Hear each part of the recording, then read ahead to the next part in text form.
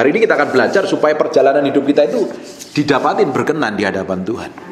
Karena percuma kita melakukan segala sesuatu, kita ngerjakan apapun itu namanya, kalau ujungnya ditolak Tuhan. Buat apa? Nggak ada gunanya sama sekali.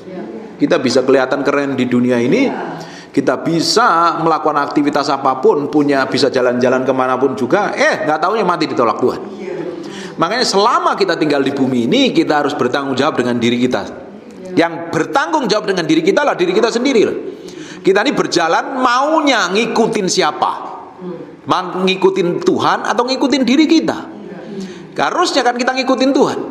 Kalau kita ingin sukses dan berhasil, simple. Dengar suara Tuhan dan lakukan yang menjadi bagian kita. Dan kita akan menikmatin semua yang dijanjikan Tuhan. Yang jadi masalahnya semua janji Tuhan yang diberikan kepada kita itu seringkali nggak sampai kepada kita. Kenapa? Karena kita jalan mau kita sendiri. Karena kita mau berjalan sesuai ketetapan ilahi. Karena Tuhan ciptakan kita punya maksud dan tujuan. Tujuannya itu ngapain? Melakukan setiap kehendaknya. Dan untuk berjalan sesuai dengan kehendaknya, kita harus memberi hati kita sepenuhnya, bergaul dengan Tuhan, berjalan setiap hari supaya hidup kita itu ngerti detak jantung Tuhan, ngerti kehendak Tuhan, seirama dengan Tuhan. Ini dibutuhkan pikul salib, sanggal diri mati daging. Kalau tidak, kita bisa jadi orang Kristen dan tetap kedagingan. Kita bisa pelayanan tapi kelakuan kita persis seperti orang dunia. Kita jadi orang Kristen harus berbeda. Berbeda dalam apa? Karakter kita, sikap kita, tindakan kita.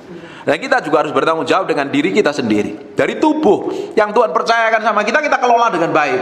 Kita bertanggung jawab. Saya pikir saya bisa berdoa malam dan gak ada yang ganggu, yang lain pada tidur, saya bisa langsung sama Tuhan. Ya, orang lain kan jam malam-malam pada tidur, saya bisa langsung sama Tuhan. Saya pikir jadi pendeta yang diurapi lebih powerful, nggak taunya saya melawan hukum dan ketetapan Tuhan. Malam harus istirahat, ya istirahat. Sekarang istri saya sebagai polisi militer, dia kasih warning jam 10 harus matiin lampu, semuanya tidur, laptop matiin, tidur. Pagi saya ubah, sekarang doa pagi dan belajar malam pagi. Belajar malam digantikan dengan belajar pagi. Semuanya saya lakukan aktivitas seperti normal seperti dia kala, karena saya pingin sampai garis akhir didapati melakukan sesuai dengan destinasi yang Tuhan tetapkan sama kita. Setiap orang kan punya destinasi ilahi masing-masing yang berbeda, punya jatah yang harusnya diterima masing-masing. Setiap orang itu berbeda-beda. Kalau kita ini berjalan dengan kehendaknya, kita akan masuk dalam rencananya sampai garis akhir. Tapi kalau kita jalan mau kita sendiri, harusnya Tuhan akan umur kita bisa 80-90 tahun karena kita sembarangan, sembrono, nggak tanggung jawab dengan diri kita sendiri. Bisa umur 60 meninggal dipanggil Tuhan. Makanya kita bertanggung jawab dengan apa yang kita makan, apa yang kita pikir, apa yang kita lakukan, apa yang kita kerjakan, sesuai dengan kehendak Tuhan apa enggak? Ini penting sekali nih. Banyak orang Kristen hanya menjalankan rutinitas agaminya. Kalau saya punya di Indonesia, kalau KTP-nya ada agama Kristen, kalau di Singapura KTP-nya nggak ada tulisan agama ya. Itu jauh lebih bagus. Itu jauh lebih bagus. Di Indonesia masih di bawah-bawah agama. Dengan kita sebagai anggota orang gereja, kita pikir semuanya everything is okay dan menjadi selamat. Belum tentu loh. Surat baptisanmu tidak laku di surga. Anggota gerejamu tidak laku di surga. Kehidupan kita ini harus sesuai dengan ketetapan ilahi. Ini by proses berjalannya step by step. Terbiasa dengerin khotbah saya keras ya. Siap-siap tersinggung ya. Saya selalu ngomongnya tajam loh ya. Saya ngomongnya tajam sekali. Banyak orang agak shock dengerin apa. Ya, tembus sampai kedalaman jantung dan hati. Nah, ini penting. Jadi Tuhan punya jatah dalam setiap diri kita itu masing-masing berbeda. Dan Tuhan punya taruh keahlian setiap orang masing-masing berbeda. Bahkan Tuhan punya kasih sidik jari kita pun berbeda satu dengan yang lain. Artinya kita dibikin handmade ya. Semua tas merek H itu yang limited edition kan mahal. Atau mobil yang limited edition pasti harganya mahal. Karena ciptakan jam tangan pun yang limited edition mahal. Karena ciptakan khusus untuk stok terbatas. Dan kita ini tidak pernah ada yang menyamai orang yang pernah hidup, orang yang meninggal, dan orang yang akan datang. Tidak pernah ada yang menyamain kita. Keren nggak?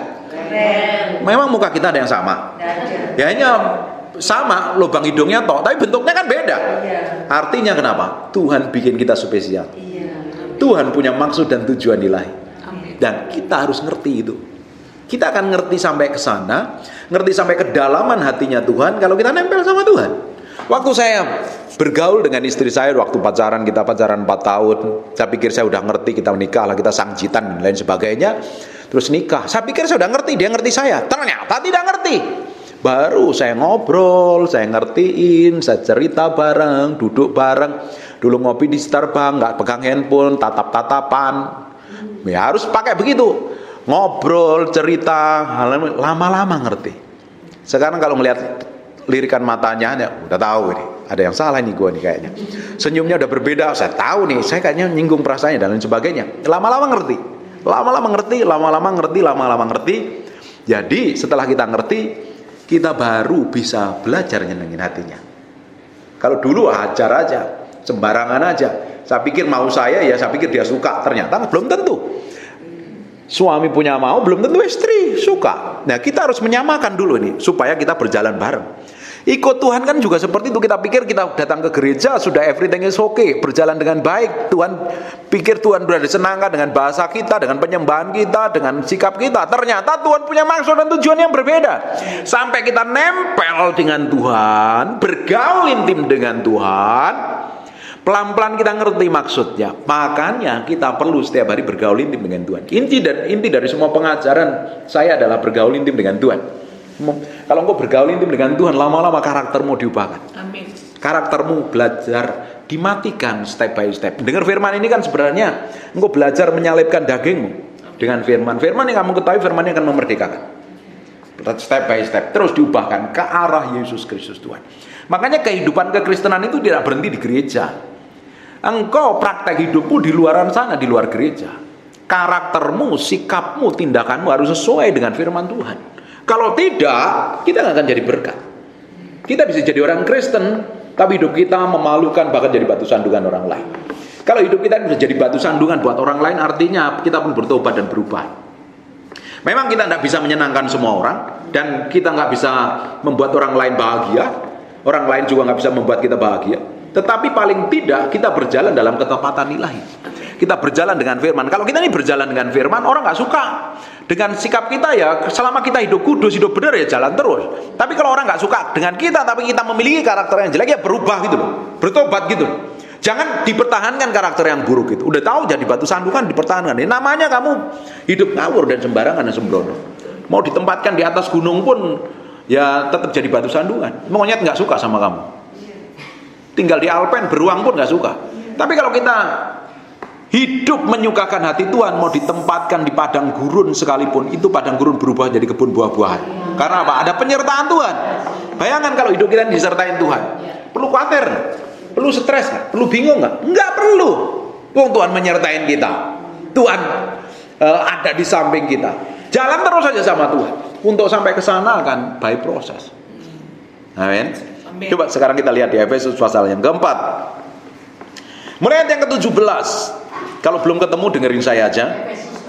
Efesus pasal yang keempat, mulai ayat yang ke-17. Saya ngomongnya agak cepat ya. Karena di sini adalah orang-orang yang pintar, orang-orang yang hikmatnya luar biasa, supaya kita padat ngomongnya. Sebab itu kukatakan dan kutegaskan ini kepadamu di dalam Tuhan. Jangan hidup lagi sama seperti orang-orang yang tidak mengenal Allah dengan pikiran yang sia-sia. Kita harus memiliki cara pandang dan cara hidup yang berbeda sesuai dengan kebenaran firman Tuhan. Kita nggak bisa hidup dengan caranya orang dunia berpikir. Kita harus pakai cara Tuhan berpikir. Amin. Cara Tuhan berpikir. Jadi selama ini yang kita pikir belum tentu berkenan di hadapan Tuhan loh. Alkitab katakan kan, kita harus mempersembahkan tubuh kita sebagai persembahan yang kudus, suci dan berkenan kepada Tuhan. Ada kehendak Tuhan yang kita anggap benar, belum tentu benar di hadapan Tuhan. Apa yang kita pikir benar, belum tentu benar di hadapan Tuhan. Belum tentu berkenan, belum tentu sempurna. Yang kita kejar ini kan suatu hari kita didapatin sempurna di hadapan Tuhan. Tepat melakukan seperti yang Tuhan mau. Itu butuh kita duduk diam di kaki Tuhan. Ngerti hati Tuhan. Seperti saya kasih tahu tadi, saya duduk dengan istri saya ngobrol bareng, cerita, mau tidur di tempat tidur kita cerita, Kita cerita nggak pernah ada bosennya ya. Kenapa ya? Padahal kita udah hampir 20 tahun nikah, tapi cerita juga nggak ada bosennya.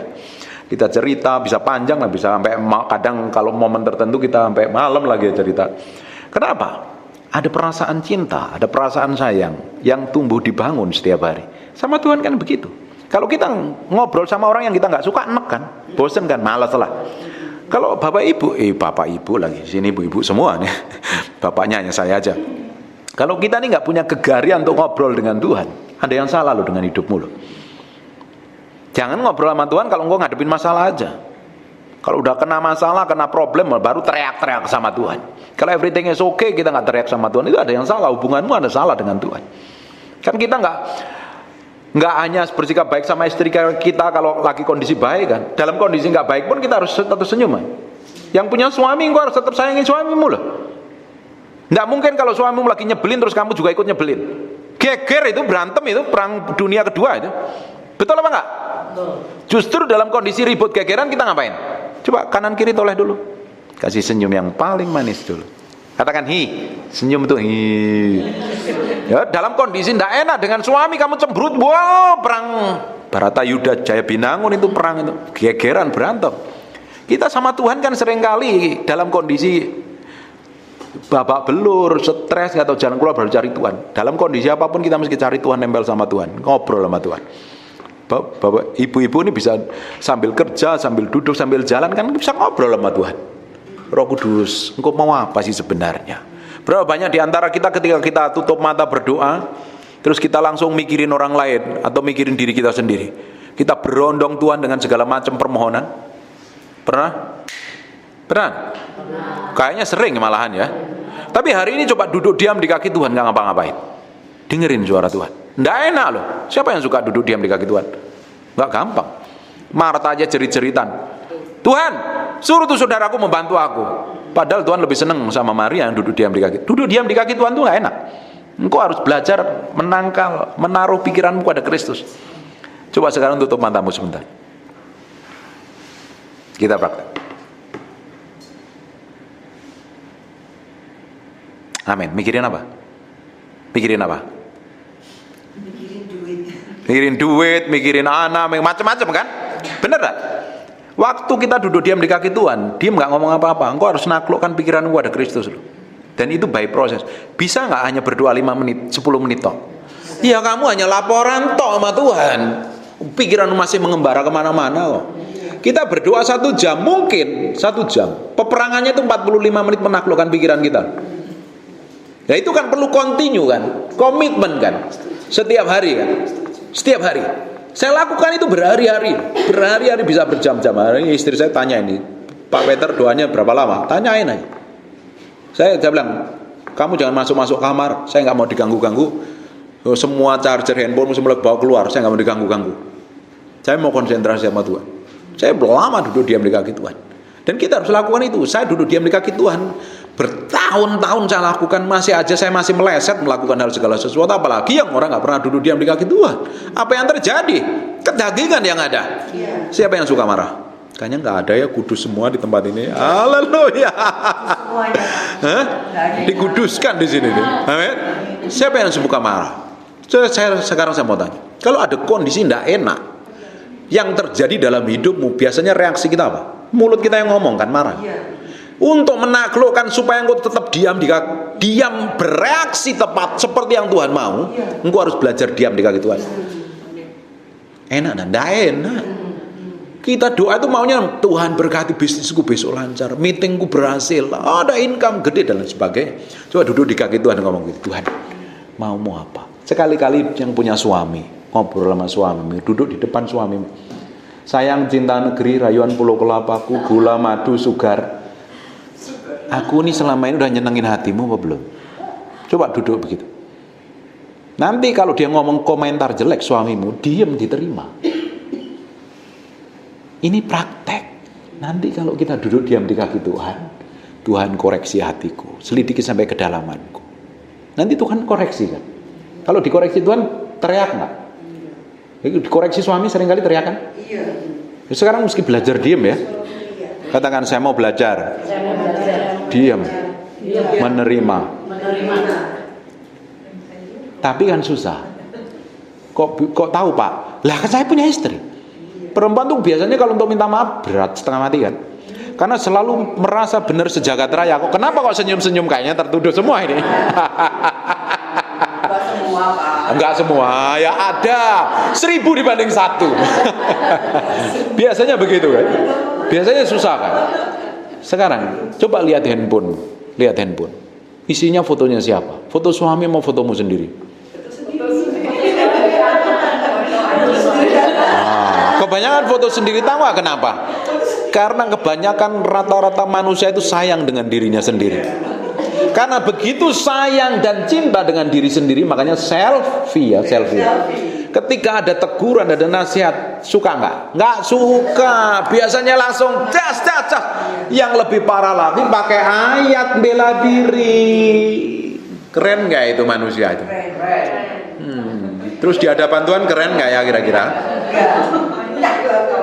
Sekarang harus belajar apa yang saya lakukan, apa yang saya kerjakan ini sesuai kehendakmu nggak, nyenengin hatimu kan? Kalau kita mau nyenengin hati Tuhan, berjalan dalam ketetapan Tuhan, izinkan Tuhan mau apa sih dalam hidup? Tahu nggak? Saya pikir apa yang saya anggap benar, everything is okay, berkenan Dia, ternyata enggak loh. Saya bertobat, berubah pola hidup saya, cara makan saya, cara motivasi hati saya diberesin. Kan saya udah pernah cerita kan. Saya ini kan dibikin babak belur, pernah ngalami babak belur, bangkrut dari 2017 sampai 2021. Tuhan ubahkan hidup saya, Tuhan ubahkan hati kami berdua. Sampai kita punya utang banyak, utangnya selesai dan kita dibentuk Tuhan. Sampai istri saya bilang, kapok Tuhan, jangan diulang lagi. Saya pikir saya udah everything is okay. 2021 kita mulai merdeka, akhir 2022 kita menikmati berkat Tuhan. 2023 Tuhan beresin lagi saya. Ternyata masih ada banyak hal yang gak benar ini. Pola hidup, cara pandang, cara pikir diberesin dulu dengan kejadian ini. Orang model kayak saya ini kan modelnya agak ndablek ya. Meski dibenturin masalah dulu baru sadar.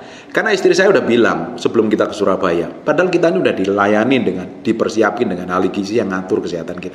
Nanti pulang dari Surabaya, istri saya bilang, Beb, katanya kamu sampai kapan mau cara hidup kayak begini? Ya nanti ya pulang Surabaya. Diomongin istri ndablek. Akhirnya apa? Benturin masalah baru sadar diri dan berubah. Jangan bapak ibu ini kebentur masalah baru sadar. Kalau kita mau nyenengin hati Tuhan, disenggol sedikit aja harus sadar diri, berubah. Ngapain meski dibenturin masalah? Paulus itu kurang hebat kayak apa dia?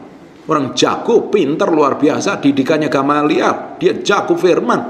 Dia orang Yahudi murni, melakukan hidup hukum Taurat 100%. Tapi dia kan dablek ngeyelan, dibenturin dias. Matanya buta 3 hari baru sadar. Oh ya, aku butuh Tuhan. Jangan sampai kita memiliki sikap hati yang keras. Benturin dia baru sadar. Nanti bayari larang. Bayar harganya mahal. Lebih baik kita nurut. Katakan, saya mau nurut. Saya mau nurut. Sekalipun tidak enak. Sabar ya. Sabar ya. Harus benar-benar sabar. Harus nurut sama Tuhan. Kalau enggak, nanti dibenturin dia. Larang, udah capek, buang waktu, ngalami persoalan. Lebih baik kita ngikutin aja yang mau Tuhan. Belajar memiliki sikap hati yang peka. Makanya kita harus memiliki sikap hidup yang berbeda dengan orang dunia. Bahkan kita harus memiliki sikap hidup yang berbeda dengan orang Kristen sebaya kita. Amin. Dan pengertian yang gelap jauh dari hidup persekutuan dengan Allah, karena kebodohannya ada dalam mereka, karena kedegilan hati mereka. Ada orang yang ditegur tidak mau, dinasihatin nggak mau, bantah, karepe dhewe, benar menurutnya sendiri, bertindak seenak perutnya sendiri. Itu orang bebal. Bapak Ibu, kalau engkau ngerti firman dan engkau nggak melakukannya, engkau artinya orang bebal. Ngerti firman tapi nggak melakukan firman, itu dablek ngeyel. Tanpa melakukan dosa, itu jahat di pemandangan Tuhan. Orang-orang model kayak begini itu hatinya degil. Orang degil itu ya dikasih tahu bantah. Selalu benernya sendiri. Ini di sini kan nggak ada kan? Di sini hatinya, luar biasa di sini. Orang-orang luar biasa. Katakan amin. Amin. Saya orang luar biasa. Yes. Haleluya. Perasaan mereka telah tumpul. Ini perasaannya nggak tumpul, ini perasaannya tajam nih. Siapa yang pernah ngalami bikin kesalahan, bikin hal yang konyol atau nyakiti atau sombong, kadang belagu, kadang ngomong tinggi atau ngomong melakukan hal apapun juga. Terus setelah biasanya ngobrol sama ibu-ibu atau ngobrol dengan teman dan lain sebagainya. Terus setelah pulang ke rumah, Roh Kudus templak. Ada perasaan gak enak. Pernah ngalami kayak gitu? Hatimu artinya tidak tumpul. Engkau melihat yang peka. Kalau udah begitu rasanya kan tidak enak kan? Rasanya tertuduh. Meski ngapain? Tuhan ampuni aku. Benar tak? Latih itu. Lama-lama kamu punya kepekaan. Tapi kalau udah bikin dosa, ndablek, tobat kamu. Enggak lah, enak aja bikin kita cari alasan. Kebanyakan kan kita cari kambing hitam kan sukanya. Yang lain itu paling gampang kan. Bukannya kita koreksi diri. Kita lebih suka ngelihat semut mati di seberang lautan dilindas truk, padahal ada gajah masuk angin bengkak di depan mata kita nggak lihat. Kita sukanya melihat kelemahan orang lain. Nah, mulai sekarang mesti belajar melihat di dalam. Kalau kita peka melihat diri kita sendiri, tahu nggak? Tiap hari kita diubahkan terus, tambah hari diubahkan. Tambah kita diubahkan, tambah kita memiliki kepekaan dengan Tuhan. Ini nyakitin hati Tuhan loh. Ketika saya ngomong segini-gini, istri saya langsung lirikannya begini. Wah, kayaknya perkataanmu gak benar. Sorry ya nih. Peka. Nanti, kalau kita dengan pasangan harus peka. Katakan saya dengan suamiku. Harus peka. Gak boleh ngeyel. Gak boleh ngotot. Saya juga harus peka dengan hati Tuhan. Kalau kita ingin peka dengan Tuhan, prakteknya dengan suami. Lihat suami nih. Kadang suami udah ngomong jangan gitu. Coba koreksi diri, jangan ngotot dulu kadang. Seringkali istri kan merasa benar sejagat raya. Dan suami salah. Tapi belajar ngerti. Kita kan saling mengerti kan. Kita ngerti hati pasangan kita. Pasangan kita ngerti hati kita. Kita ngerti hati Tuhan. Tuhan sangat ngerti hati kita. Hanya kita terlalu ndablek. Berapa banyak seringkali kita ndablek sama Tuhan. Udah ndablek, minta diberkati lagi. Dan hebatnya Tuhan tetap berkati loh. Kurang baik apa sih Tuhan itu? Sekarang berapa banyak kita pernah melakukan dosa, pelanggaran? Sering kan? Udah begitu ngeyel, bela diri, benarin diri, nyalain orang lain. Terus udah begitu datang sama Tuhan, sombong, belagu. Udah begitu datang sama Tuhan minta ampun, diampuni nggak? Nggak berhenti Tuhan sampai ampuni kan? Diberkati kan? Tidak berhenti sampai diberkati, dipromosi kan? Diberikan kesehatan, kurang apa nih? Udah begitu masih ndablek sama Tuhan. Perlu bertobat nggak kita? Lama-lama peka kan? Peka. Jangan sampai nanti disentil. Wah, nanti urusannya ruwet. Belajar ngerti hati Tuhan dari hal-hal simpel. Dan semakin kita ngerti hatinya, kita berjalan dalam ketetapan ilahi. Nanti tambah hidup kita tambah di level satu pada level yang lain. Dalam kemuliaan satu pada kemuliaan yang lain. Tiba-tiba mulut kita kok berubah, cara pandang kita berubah tanpa kita sadarin. Dan orang-orang di sekitar kita melihat, kamu kok ada perubahannya? Istriku kok beda ya? Kok tambah hari beda? Kira-kira kalau kita didapatin beda tambah disayangin suami kan? Harus pasti. Suamimu tuh ngelihat tuh apa yang kamu kerjakan, apa yang kamu lakukan. Kalau biasanya ngomong ya, ini diam aja. Biasanya bawel kan, cerewet kan, ya. Padahal di 1 Petrus pasal yang ketiga dijelaskan, kalau ada suami yang ndablek ngeyelan belum bertobat, dimenangkan oleh kelakuan tanpa perkataan. Tapi kebanyakan perkataan. Sekarang harus ditunjuki dengan sikap. Tapi masalahnya kok Tuhan tuh ngerti ya, itu ayat kok ditulis ya untuk istri ya. Karena Tuhan ngerti ternyata Tuhan tuh hebat ya. Ngerti kalau istri itu banyak ngomong ya. Banyak ngomong, banyak nuntut kebanyakan. Sekarang meski belajar ngerti. Kadang kita itu hanya tunjuki dengan sikap aja. Karena sikap tindakan kita dilihat pasangan kita. Berubah, manis. Suamimu berubah. Tapi semakin bawel, suamimu semakin ngeyel, ndablek, kesel malah. Sekarang mau belajar. Sama seperti ngerti hati Tuhan terus step by step. Lama-lama kita peka, bikin kesalahan sedikit. Kok nggak enak hatiku, yang di dalam sini nggak enak. Aku kok nyakitin hati Tuhan ya. Terus tiba-tiba disuruh berdoa, doa gitu. Tiba-tiba Tuhan bicara banyak hal. Terus tiba-tiba apa yang kamu kerjakan, apa yang kamu lakukan, tiba-tiba Tuhan bikin berhasil. Punya pengaruh yang lebih besar. Tuhan tuh mau kita tuh menikmati semua janjinya. Tapi yang jadi masalahnya, tidak semua janji yang Tuhan berikan sama kita sampai ke tangan kita. Karena kita ngeyel dan dablek tadi loh. Bukan ngikutin maunya. Tuhan mau umur kita itu kan, kata kitab Kejadian kan umur kita sampai 120 tahun kan. Betul nggak? Tapi Musa ngomong sampai 70-80, tahu kenapa begitu?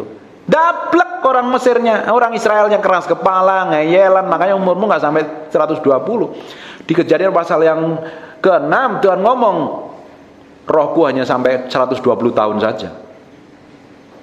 Tapi Musa hanya 70-80 itu pun dengan penderitaan. Karena apa? Dablek, ngeyel. Tapi kalau hidup kita ini mulai nurut sama Tuhan, diperpanjang. Kalau semakin diperpanjang semakin jadi berkat nggak? Dengerin baik. Bertambahnya umur kita harusnya bertambah pengaruh hidup kita. Pengaruh menjadi orang yang diubahkan. Benar nggak? Jangan sampai tambah umur tambah cerewet loh. Perempuan nggak boleh ya tambah umur tambah cerewet ya. Tambah umur tambah diurapi. Katakan, saya tambah umur, tambah diurapi. Penuh hikmat. Ingat baik-baik ya. Jangan tambah umur tambah cerewet, bawel, kelakuan. Orang dunia kan ngomong, orang itu kalau semakin tua semakin seperti anak-anak. Karena mereka nggak ngerti firman. Padahal kita semakin mengalami Tuhan setiap hari, bertumbuh ke arah Kristus, karakter kita diubahkan, semakin menjadi berkat toh. Jadi berbeda, matang secara rohani. Saya nggak habis pikir dengan orang Kristen yang bertahun-tahun di gereja. Kemarin saya konselingin orang yang bertahun-tahun di gereja, tapi hidupnya seperti orang dunia, berarti ada yang salah. Semakin kita berjalan dengan Tuhan kan seperti bola salju kan, gulung tambah hari tambah gede. Semakin gulung kan semakin gede kan bola salju. Kita setiap hari berjalan sama Tuhan kan kita dibawa dari kemuliaan satu pada kemuliaan yang lain, tambah diubahkan. Amin. Kira-kira hidupmu tambah powerful kan? Tambah nyenengin hati Tuhan kan? Harus awas. Kerjaannya ngomel gerutu, serahin ke Tuhan nanti biar Tuhan beracara. Urapanmu harus tebel. Semakin penuh penguasaan diri. Jadi semakin kita ngerti firman, semakin harusnya kita semakin memiliki penguasaan diri dan pengendalian diri. Kalau sambil kenal Tuhan, sambil tambah cerewet, tambah kelakuannya aneh-aneh kan perlu dipertanyakan. Ini ngikut Tuhan atau ngikut setan ini? Jangan-jangan yang disembah bukan Tuhan, malah sembah dirinya sendiri. Tidak heran keras kepala, belagu sombongnya, angkuhnya, nggak bisa terima nasihat, kupingnya gampang panasan, gampang emosian. Artinya perlu ngapain? Perlu bertobat. Haleluya, bau daging kebakar hari ini. Perasaan mereka telah tumpul sehingga mereka menyerahkan diri kepada hawa nafsu, mengerjakan dengan serakah segala macam kecemaran. Orang yang perasaannya tumpul, bukan hidupnya benar, hidupnya tambah kacau. Dikuasain emosi, hawa nafsu, ego. Makanya tadi saya bilang, semakin ikut Tuhan semakin bisa menguasai diri, bukan semakin liar, berangasan. Berangasan itu bahasa Surabaya itu. Benceno. Tahu benceno? Nggak ada ya, orang Singapura tahu. Jengkelin dulu, nggak jadi berkat itu. Nyebelin itu. Jangan deket-deket sama dia. Kenapa? Ngomongnya ketus, ngomongnya tajam. Judesnya bukan main. Hati-hati loh, kalau kita sering ketemu orang judes, berarti itu hatinya belum beres. Itu orang pernah luka batin atau trauma masa lalu yang belum dibereskan di hadapan Tuhan. Makanya kalau ketemu orang judes, jangan dihakimi, diajak ngobrol. Sini duduk bareng sama saya. Kamu tuh sebenarnya dulu ngalamin apa sih? Jadi berkat nggak? Ya. Tapi kita selama ini kan, jangan deketin. Tajam tuh ngomongnya. Ya kita harus dewasa rohani dulu. Ketika kita ketemu orang yang suka gampang, kan kita selalu ketemu orang-orang nggak kudus kan kadang, yang sering bikin problem kan. Pernah ketemu orang yang bikin problem? Iya. Ngajak berantem, ngajak geger, mulutnya tajam, ketusnya bukan main ya. Sini duduk bareng, ngajak ngobrol bareng. Kamu tuh pernah ngalamin apa sih? Jadi berkat gitu. Orang semakin bertumbuh ke arah Kristus, semakin diubahkan menjadi serupa dengan Tuhan, kita dipakai untuk memberkati orang. Makanya kalau Bapak Ibu bertahun-tahun ke gereja hanya minta dikonselingin, terus ditumpangi tangan, terus lama-lama diuyak-uyak rambutmu, pakai minyak gundul nanti. Sekarang belajar jadi berkat buat orang lain. Amin. Bukan dikonselingin tapi ngonselingin orang. Iya. Ini Kristennya rata-rata di atas 3 tahun kan? Iya. Benar, bahkan lebih lagi. Paulus itu kalau di satu tempat hanya 3 tahun, setelah itu pergi. Diajarin 3 tahun, bertumbuh dewasa, dia hidup sendiri, kuat, kokoh. Ibu-ibu sudah 50 tahun dari kecil ke gereja, rajin sekolah minggu, datang kepada saya minta konseling. Saya tanya, kamu Kristennya berapa lama? Saya tanya gitu. Istri saya itu sering ngomel-ngomel, kamu tuh anak orang, istri orang, suami orang, dimomel-omelin katanya. Biarin. Kenapa? Kristen bertahun-tahun masih kayak anak-anak terus, bantah lagi, ngeyelan lagi. Kemarin saya marah malam-malam. Ada orang konseling. Suruh ngampunin susah, Pak, harga diri. Memang harga kamu kenyang makan harga diri, saya bilang. Kamu Kristen berapa lama? Sudah begitu berapa tahun. Susah banget ngampuni. Kamu tuh belajar firman apa enggak? Kamu katanya rajin dengerin khotbah saya. Kamu rajin dengerin khotbah saya, hidupmu enggak berubah, ada yang salah. Biasanya kalau saya ngonselingin begitu, istri saya bilang, kamu orang ngonselingin, kepahitan. Enggak, besoknya telepon lagi malah. Saya pastikan orang yang Kristennya di atas 3 tahun harusnya dewasa secara rohani. Tidak hanya minta dikonselingin, tapi dia tahu apa yang harus diperbuat, tahu apa yang harus dilakukan, tahu apa yang harus dikerjakan, tahu mana yang benar, mana yang tidak, tahu membedakan tangan kiri dan tangan kanan, sehingga hidupnya semakin hari semakin berkenan di hadapan Tuhan. Bayangin, orang Kristen sudah 49 tahun, pernah kepahitan umur 15 tahun, disimpen-simpen, pinter apa bodoh? Banyak yang model kayak begini. Seperti kemarin saya posting, seperti orang naik pesawat dari Jakarta ke Singapura, bawa beras ketan, tahu beras ketan kan? Dipangku 50 kilo di pangkuannya, pinter atau bodoh? Ya seperti orang kepahitan, bawa beban, dibawa hidup seumur hidupnya, sampah dibawa. Berat nggak hidupnya? Harusnya lari dong, berjalan bersama Tuhan lebih cepat. Tapi karena digandolin dengan beban yang nggak penting tadi, taruh beban yang gak penting, harusnya serahin sama Tuhan. Ditaruh beban, akhirnya apa? Fokus pada capeknya, aku lelah, aku capek, aku stres, aku bingung, aku pusing. Kalau ibu-ibu nih stres, bingung, pusing dan lain sebagainya, dengerin baik-baik. Kalau engkau bingung, stres, pusing, artinya kamu pikul bebanmu sendiri. Harusnya serahin kepada Tuhan. Tuhan yang bekerja. Wong Tuhan berkata kan, hei yang letih lesu berbeban, datanglah kepadaku. Kita suruh pikul kok kan, koknya Yesus. Satu koknya Yesus, kita pikul kok, satu lagi. Kan selalu berpasangan kok itu. Di dalam Alkitab, ketika Elisa dipanggil Tuhan oleh Elia untuk melayani Tuhan, dia sedang membajak dengan 12 pasang lembu. Lembu itu kan dipasang kuk di punggungnya. Selalu berpasangan ya. Kita kan disuruh pikul kok kan, kata Yesus kan. Kuknya satu kita yang pikul, satu lagi pikul kuknya Yesus yang pikul. Makanya enteng, katakan enteng. Hidup saya enteng. Mulai hari ini saya nggak stres, nggak cemas, nggak kepikiran, nggak bingung. Enjoy. Bahagia. Orang Kristen harus bahagia. Kalau mau nggak bahagia ada yang salah. Bayangin, satu di punggung kita, satu di punggungnya Yesus. Enteng toh? Kita harus ngikutin Yesus jalan kemana toh? Mengerjakan hati Tuhan itu artinya ngikutin apa yang Tuhan mau. Kalau Yesus ke kanan, ini ke kiri, apa yang terjadi? Babak belur, pasti kalah toh. Tidak heran stres, bingung, kacau itu karena kita seperti ini. Yesus ke kanan, ikut ke kanan. Yesus ke kiri, ikut ke kiri. Yesus maju, ikut maju. Jangan Yesus maju, kamu mundur terus. Berapa banyak orang lebih suka ngelihat ke belakang. Keselnya, ributnya, gegernya hari ini, yang 2 tahun 5 bulan yang lalu seringkali dibangkit-bangkitin, diungkit-ungkit. Itu seperti orang nyetir mobil, ngelihat spion terus, apa yang terjadi?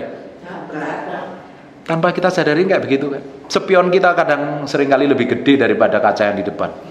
Kita tuh bentur-bentur. Kalau hidupmu kebentur dengan orang-orang di sekitarmu, geger, berantem, ngomel, marah dan lain sebagainya, kamu lebih banyak ngelihat spion. Harusnya lihat ke depan. Amin. Supaya berjalan terus dalam kehidupan. Ngikutin tadi loh, ngikutin Tuhan aja. Enjoy aja. Kita lanjutkan lagi ayatnya, masih banyak nih, kayaknya kelarnya jam 3 ini. Orang yang tidak bisa menguasai diri dikuasai oleh hawa nafsunya. Saya pernah ngomong di sini kan, manusia ada 3 bagian, roh, jiwa, dan tubuh. Harusnya kalau kita mau dipimpin Tuhan, dipimpin roh, jiwamu ini harus takluk dan tunduk kepada roh. Untuk jiwa kita takluk dan tunduk kepada roh, kita harus belajar pikul salib sangkal diri. Jiwa itu apa yang kamu pikir, apa yang kamu rasa, apa yang kamu mau. Sesuai firman nggak kebanyakan? Enggak, orang suruh puasa biasanya ngapain? Pagi laparnya bukan main. Ini kok pagi-pagi udah lapar. Suruh baca firman biasanya ngapain? Kok ngantuk banget sih. Perasaan kita suruh ngampuni ngapain? Enak aja, udah berkali-kali. Sabar kan ada batasnya. Sabar itu long. Apa artinya? Apa? Penderita yang panjang.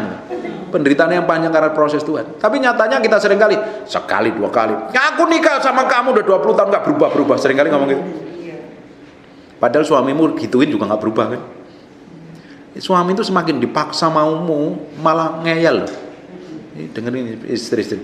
Siapa yang seringkali maksa suaminya seperti yang dia mau? Enggak ada ya, kayaknya kudus. Haleluya, enggak. Haleluya semua. Seringkali istri maksa suaminya berubah seperti yang dia mau kan. Yang didapati bukan berubah loh, tambah melakukan yang bertolak belakang, ya kan? Bukannya berubah malah nyebelin. Karena kita berusaha pakai kekuatan kita sendiri ingin merubah pasangan kita seperti yang kita mau. Dengerin baik-baik, kita dipanggil bukan untuk merubah suamimu atau merubah istri. Kita dipanggil untuk menjadi serupa segambar dengan Kristus. Jadi apa yang dulu yang berubah? Haleluya. Makanya lihat nih, selaraskan nih tindakan kita, pikiran kita ini sesuai dengan Kristus enggak? Perasaan kita ini banyak pakai feeling, so feeling. Mainnya perasaan terus kan perempuan. Sensi. Biasanya kalau suami ngomong ketus gitu ya, istri langsung diam. Sayang, mau makan apa? Enggak. Kenyang aku. Lo tadi mau makan? Enggak. Ayo kita makan. Suami biasanya ngomong 5 menit kemudian lupa. Tapi istri rekam. Seringkali kesalahan suami yang 15 tahun yang lalu diingat-ingat tak? Tapi di sini kayaknya enggak ada sih. Enggak ada. Biasanya begitu kan? Suami perhatikan baik-baik. Suami itu ngomong 5 menit seringkali lupa. Tapi istri rekam terus. Makanya jangan sering pakai perasaanmu yang gak sesuai dengan firman itu harus ditanggalkan. Pakai perasaan Kristus, kemauan Kristus, kehendak Kristus. Kalau seringkali sensi pakai perasaan terus, engkau gampang tersinggung. Suamiku, aku udah nikah sama kamu kok gak ngerti loh. Kamu pikir suamimu tuh Yesus ngerti si hatimu? Berapa banyak kita nuntut, istri-istri nuntut suaminya seperti Yesus. Seperti Yesus. Wong ngomong tuh, harusnya istri ngomong kan. Tapi istri nuntut. Kita nikah udah lama, kamu harus ngerti dong mau saya. Seringkali istri saya begitu dulu. Kamu pikir aku nih Yesus ya? Ngerti perasaan. Kalau kamu nggak mau ngomong apa ya mana ngerti. Kelemahan laki-laki di situ. Ngerti? Ngomong baik-baik. Nanti kalau kita ngomongin baik-baik, nggak terjadi konflik. Seringkali konflik sama suami istri itu gara-gara apa coba? Misunderstanding. Semua masalah kan bisa diselesaikan. Ya gara-gara uang. Tapi kalau memang kita ribut masalah uang, tapi kalau uang itu diomongin berdua kan bisa ada jalan keluar. Dengan baik. Tidak ada masalah yang nggak ada jalan keluarnya. Ada Tuhan. Semua masalah ada masa expired date-nya. Ngerti nggak? Tapi kasih setia Tuhan selalu baru setiap hari. Hebatnya Tuhan yang kita sembah itu kayak begitu. Makanya hidup itu enjoy dan bahagia. Jangan dikuasain perasaan. Perasaanmu terus, perasaanmu ngikutin terus. Tadi kembali, suami ngomong 5 menit lupa. Terus 10 menit kemudian ngajak makan, istrinya udah kesel. Diajak makan, selera makannya hilang. Karena kesel tadi. Udah, enggak. Terus tiba-tiba ditanya, loh kamu kenapa? Kamu kenapa? Masuk ke kamar nangis, nggugu, tutup bantal. Aku tidur aja loh. Katanya kamu lapar. Enggak, kenapa? Istrinya kan, suaminya kan lupa. Ditanya, kok nangis? Kamu kenapa? Kenapa? Kamu ada masalah apa? Suaminya lupa kalau ngomong nyakitin. Istrinya masih kepikiran. Enggak, kamu tadi ngomong kasar. Seringkali kan kayak begitu. Makanya kita mesti belajar. Jangan ikutin perasaanmu. Perasaanmu harus selaras dengan Tuhan. Amin. Engkau jadi orang yang berbeda. Kita lanjutkan lagi. Karena waktu juga Pak, kita nanti butuh space untuk tanya jawab. Oke. 10 menit lagi kelar.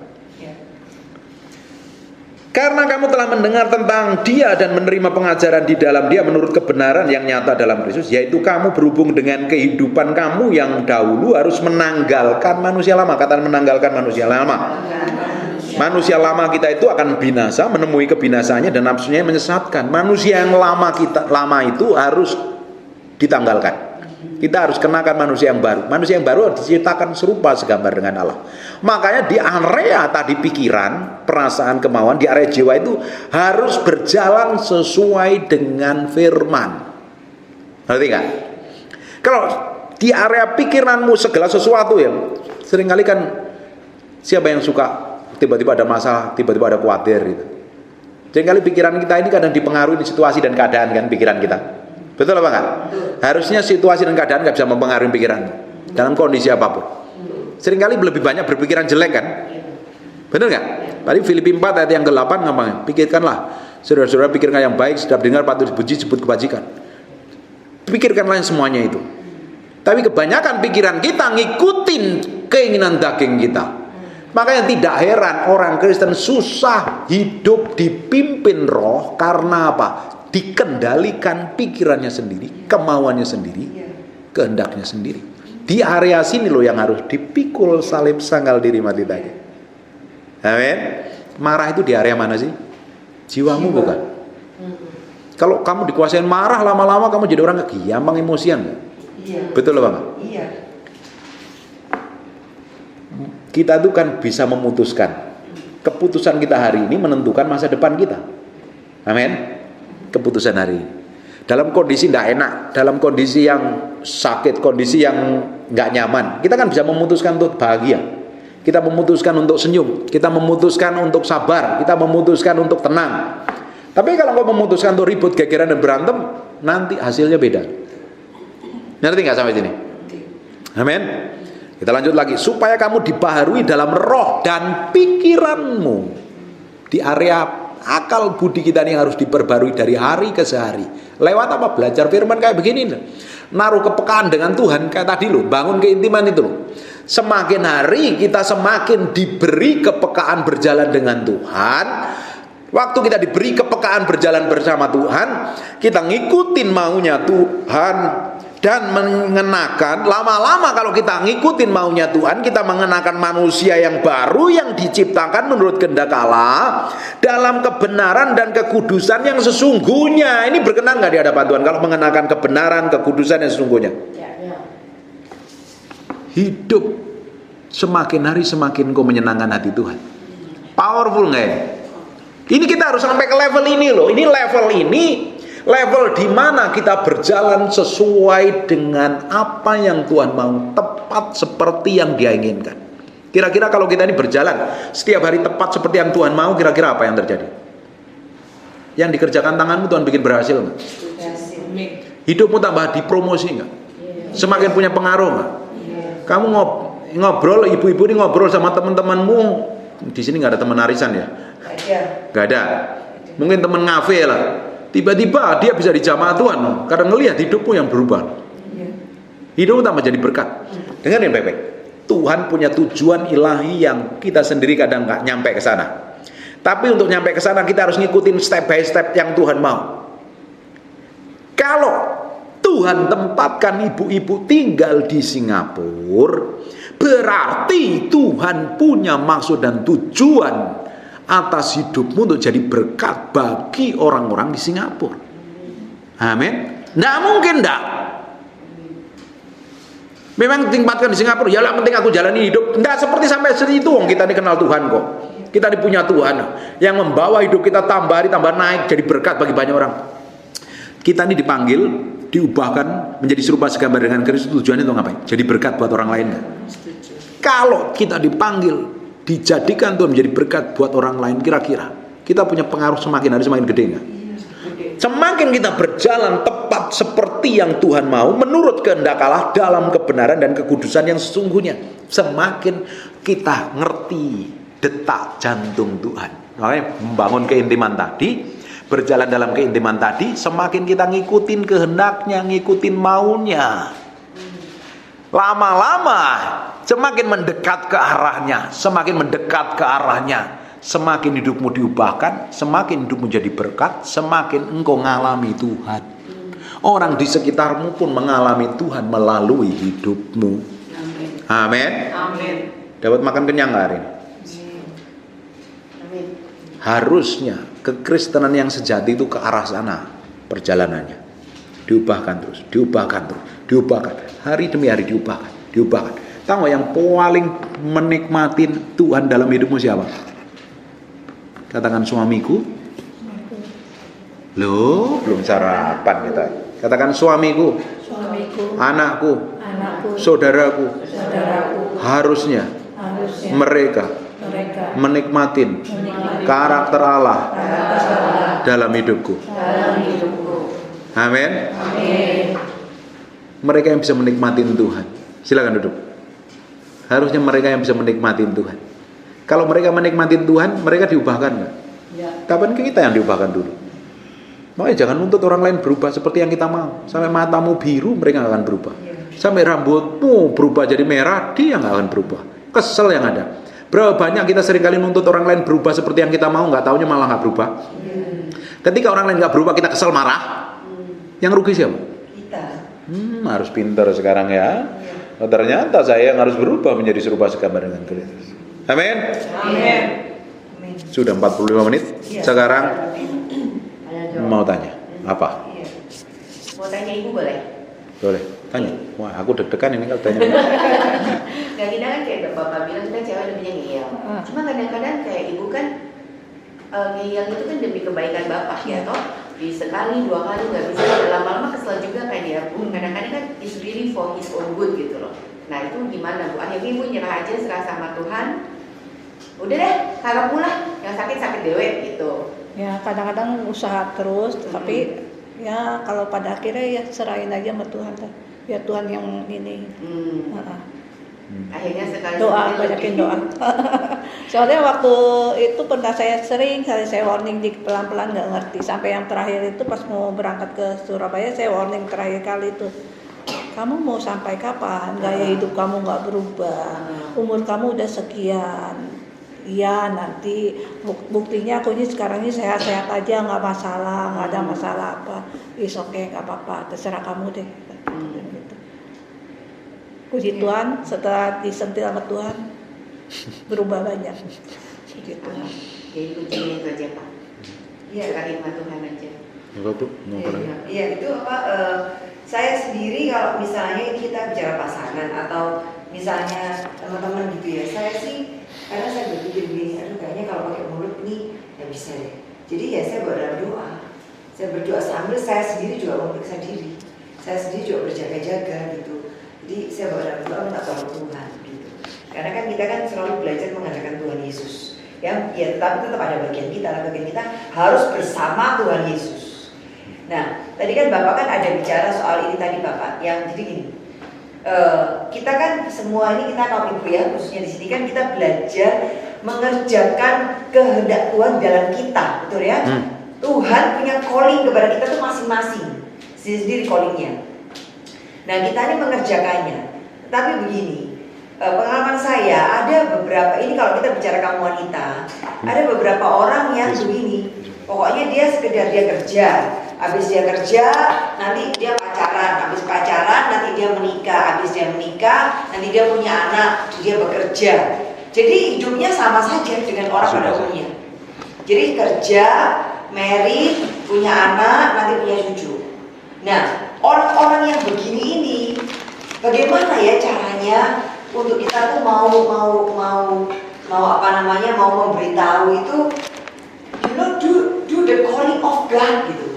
I believe your calling itu gak cuma gedein anak, gak cuma married, gedein anak, terus kemudian nanti kamu sudah jadi grandma, not only like that gitu. Nah ini gimana caranya supaya bisa mengajak khususnya khususnya kaum wanita ini, that we are doing His calling, ada something value itu greater than hanya sekedar jadi suami, jadi istri, kemudian jadi ibu, kemudian jadi grandma. Ada something greater than that. Kadang gini, ada orang yang bisa dimuridkan, ada orang yang nggak bisa dimuridkan kan. Kalau yang dimuridkan lebih gampang merubahnya. Hidupnya nyaman kali. Ada yang saya muridin orang-orang yang menurut saya levelnya jauh di atas saya. Mereka ini orang-orang yang udah mapan hidupnya, udah nyaman, udah diberkati. Tapi ketika mereka mau dengerin apa yang, kecuali pokoknya kuncinya mereka harus mau dengerin kita ngomong. Kalau nggak dengerin kita ngomong, mungkin ada orang yang mau dengerin. Bisa saja mungkin ibu atau siapapun yang bisa dipakai untuk ngomong. Nah, kalau bisa dimuridin itu jauh lebih bagus. Tapi kalau mereka nggak bisa dimuridin, kan kita harus masuk ke kehidupan mereka. Bagaimana caranya? Bagi hidup sama mereka, mungkin ngobrol dan lain sebagainya. Kadang untuk sampai ke sana kan nggak mudah untuk orang-orang yang awam, nggak ngerti. Kenapa sih kok mereka nggak sampai ngerti tujuan Tuhan dalam hidupnya? Silakan. Terus kalau mereka sampai ngerti itu lebih mudah. Tapi masalahnya kan untuk sampai orang ngerti panggilan hidupnya itu karena mereka satu ya kita doakan, yang kedua kita ajarin pelan-pelan step by step. Kamu tuh punya tujuan loh, hidup lo dalam hidupmu. Saya muridin banyak orang yang dulunya sampai kepahitan bertahun-tahun, sampai masa mudanya kepahitan, sampai akhirnya ngerti. Oh ternyata setelah ngerti kebenaran kita muridin, aku tahu lo punya tujuannya. Oh ternyata iya, itu by proses sih. Kita muridin. Kalau mau dimuridin, kalau nggak mau dimuridin tetap diperhatikan bagi hidup sama mereka, bagi hidup mereka, bagi nilai-nilai kerajaan Allah yang kita hidupin itu. Kan memang ada orang yang susah ya. Kalau orang yang mau dimuridin, diajarin step by step ya gampang. Tapi yang paling powerful itu kita bagi kehidupan, hidup kita bagi ke mereka. Aku ini punya hidupku ini punya tujuan. Aku rasa kamu juga punya hal yang sama. Gini, berisik. Jangan musik aja. Tuhan juga punya loh, menurut saya, tujuan dalam hidupmu. Kadang kita ajak ngomong perkara yang dalam kan mereka nggak nyampe kan. Perkara rohani nggak nyampe, ngomong firman apalagi. Bagi hidup dulu, deketin dari hati ke hati. Saya lagi banyak muridin anak-anak muda ini. Muridin personal, ya, telepon, bagi hidup, tanya kabar dan lain sebagainya. Gimana kamu yang kerjakan? Kira-kira kamu sampai mana? Kamu punya kira-kira planningmu ke depan sampai apa? Kamu nanti married umur berapa? Kira-kira kamu nikah seperti apa? Kalau orang-orang yang sudah tua, yang sudah di atas 50 tahun, kira-kira hari ini apa yang Tuhan kerjakan dalam hidupmu? Kita bagi hidup hari-hari, kita ngobrol hari-hari, lama-lama dia dibukakan. Dan mereka ini harus ngerti, kita yang harus dipakai, ibu-ibu ini yang harus ngomong dari hati ke hati. Lama-lama ngerti, lama-lama kebuka, dan ternyata mereka jadi berkat. Bahkan orang yang hidupnya kepahitan bertahun-tahun pun diubahkan jadi berkat. Ada emak-emak ya, saya tiap hari dengar laporan dari emak-emak itu banyak sekali, para follower itu. Terima kasih katanya. Aku tuh tambah hari tambah ngerti loh tujuan Tuhan dalam hidupku. Selama ini aku jadi Kristen saya pikir nggak ngerti ya. Ya penting aku jalan hidup. Ternyata tambah hari tambah ngerti. Kita bagi hidup mereka. Baik proses. Apalagi kalau ibu jadi gembala, tugasnya lebih gede, lebih berat lagi. Nggak mudah itu, nggak gampang ngurusin orang yang sama bertahun-tahun tapi nggak berubah. Wow, kalau bisa tak cides kalau saya. Ini dablek, ini nggak berubah. Tapi itu karunia sih untuk jadi gembala. Nah, perlu pelan-pelan bagi hidup, pasti diubahkan Tuhan. Iya. Iya. Hai, ibu mau tanya apa? Ini kayaknya ibu punya pertanyaan 1000 pertanyaan ya. Saya. Iya. Oma dulu deh. Oma, silakan Oma. Ikut salib sangkal diri itu seumur hidup. Ya. Sampai hari ini Oma juga masih sama orang yang seranjang. Luar biasa. Itu spesial. Itu karena kita beda sekali ya. Kita beda sekali ya. Jadi bagaimana dibilangin juga nggak bisa. Opa itu punya suatu hobi. Dia kalau nonton TV atau dengar musik kenceng sekali. Sedangkan Oma nggak bisa kenceng. Maunya yang soft. Karena Oma kan ada migrain, jadi itu pemicu. Tapi kalau Oma yang lagi sakit kepala, Oma bilang sama Opa, sakit kepala ya kecilin. Tapi nggak mungkin setiap hari aku suruh kecilin kan. Jadi bagaimana? terima. Iya. Gitu. Terima aja gitu ya, nggak bisa dimomongin punya. Tadi Pak Alisa kan juga bilang, kalau demi kesehatan suami, ya kita udah tahu ini bahaya ya, gitu. Cara makan dia apa kita bilangin, tadi nggak mau dengar. Kadang-kadang kita jadi kesel, ya udah deh, mesti kena batunya dulu gitu. Ya itu kayaknya modelnya kayak saya. Kebentur dulu baru sadar. Nggak mau ini ya, tapi kita tetap khawatir. Nah, bagaimana kalau gini, bawa lagi ke Tuhan. Iya. Tuhan, jangan sampai tergeletak begitu ya, baru sadar gitu. Jadi Oma selalu bawa ke Tuhan. Kalau yang udah bofat punya nih, bawa ke Tuhan aja deh, gitu. Kemudian kalau Oma pribadi melakukan suatu kesalahan, kalau dulu salah sih memang sering gitu ya. Tapi kalau sekarang ini masih salah, itu kan aneh kan. Tapi begitu salah, Oma itu langsung Tuhan, aduh ingetin aku tidak boleh mengulangi kesalahan ini lagi. Jadi aku itu langsung gak boleh melakukan ini lagi. Ingat gitu. Ini apa? Sampai Oma hati-hati, jangan sampai ngulang. Kalau kita udah melayani begini lama, masih mau ngulangin kesalahan yang sama, itu aneh. Ya itu namanya dablak.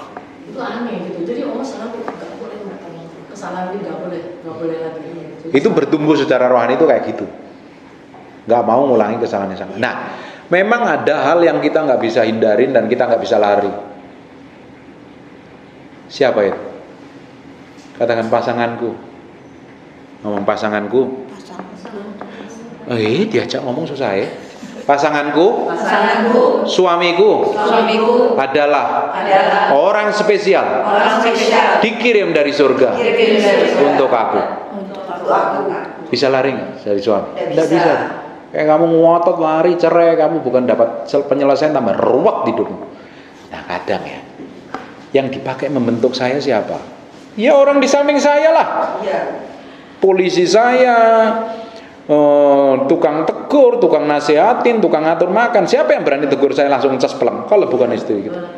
Nah, masalahnya kita seringkali kepancing untuk marah. Nah, kita harus bisa menguasai diri dengan tepat. Jangan kepancing marah terus. Kalau kita kepancing marah, akhirnya setan yang ngambil keuntungan. Jadi suami itu orang spesial yang dikirim Tuhan untuk membentuk kita.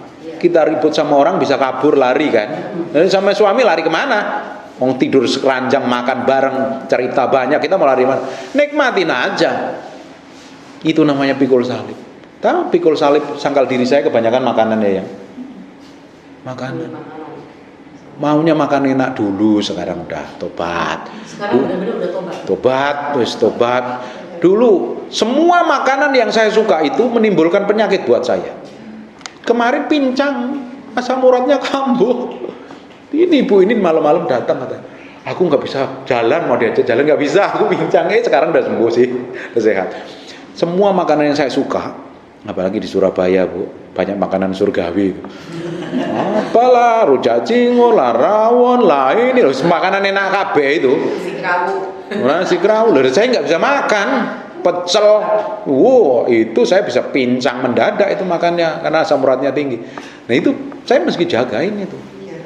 Nah sekarang yang ngaturin semua makanan saya istri saya, ini boleh makan, ini boleh enggak. Ya saya tahu diri lah, saya kan pengen umur panjang. Sampai umur 100 tahun kita lari-lari nanti di pantai, kejar-kejaran pingin. Mesra-mesraan tuh sampai 100 tahun. Begini buah pohon. Kayak India. Saya pingin nikmatin, saya bilang aneh kita mau habiskan waktu tua kita untuk nyenengin hati Tuhan, kita mau umur panjang dan saya bertobat, pola hidup saya berubah. Dulu saya datang ke sini Bu belum pernah ketemu saya montok. Saya kapan hari kesini montok dan bulet dan bantet. Turun 12 kilo ini Bu. Saya turun 12 kilo. Oh udah enteng. Bayangin kemana-mana gendol 12 kilo sekarang kan udah enteng. Dan setelah kejadian yang saya alami itu saya bertobat. Berubah.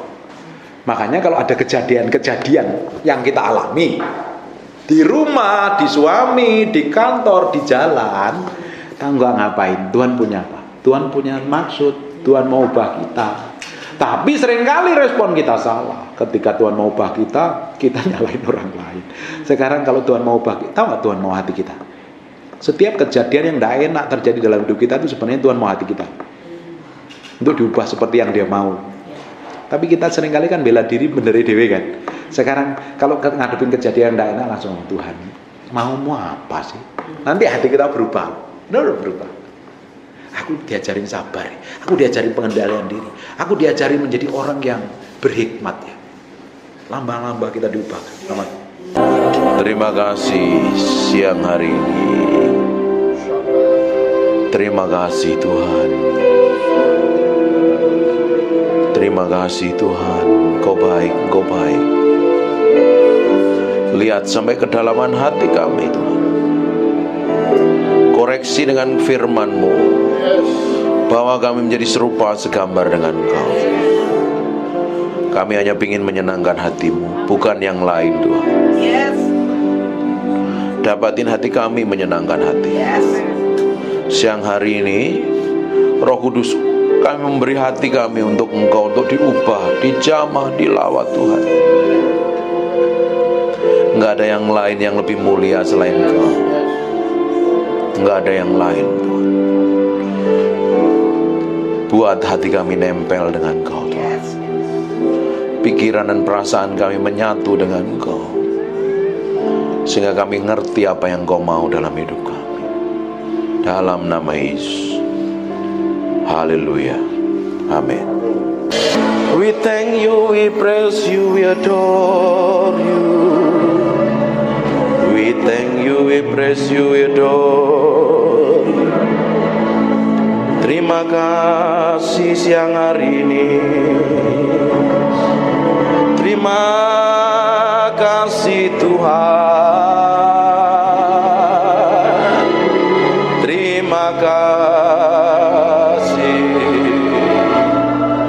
Terima kasih.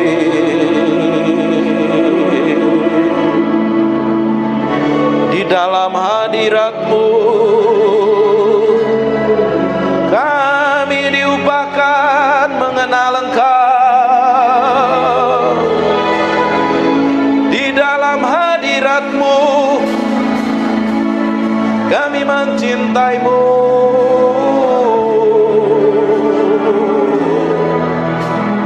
Mencintai-Mu Roh Kudus. Roh Kudus.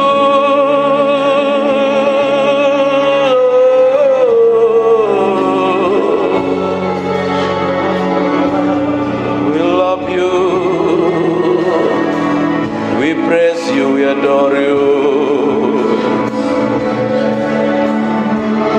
Tetap tinggal di dalam hadirat-Mu, sebab kami mencintai-Mu.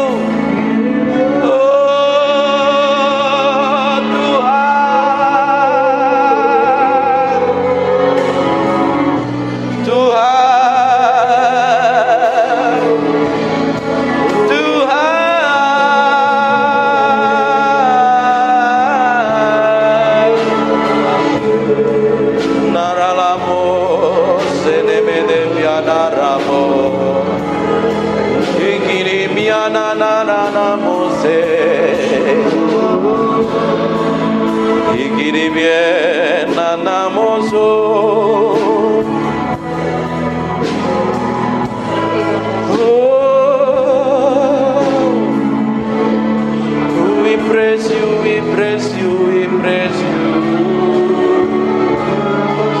We praise you, we praise you.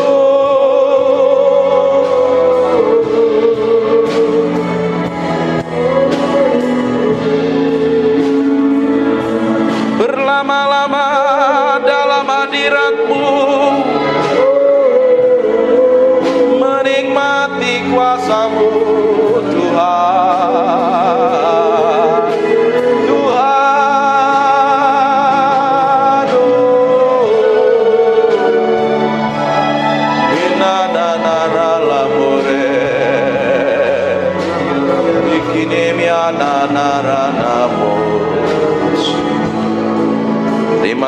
kasih Tuhan, biar roh hikmat wahyu turun di antara kami, menyingkapkan pribadimu yang ajaib, sehingga kami mengerti kehendak-Mu,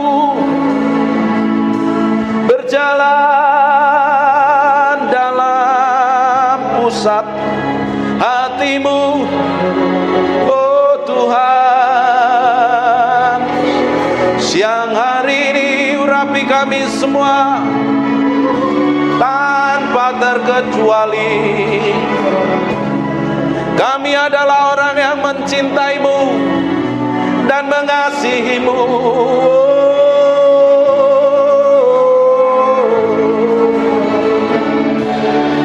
Haleluya, haleluya, haleluya. Terima kasih. Yang merasakan hadirat Tuhan kasih tepuk tangan yang meriah. Hanya untuk Raja yang mulia. Haleluya. Amin.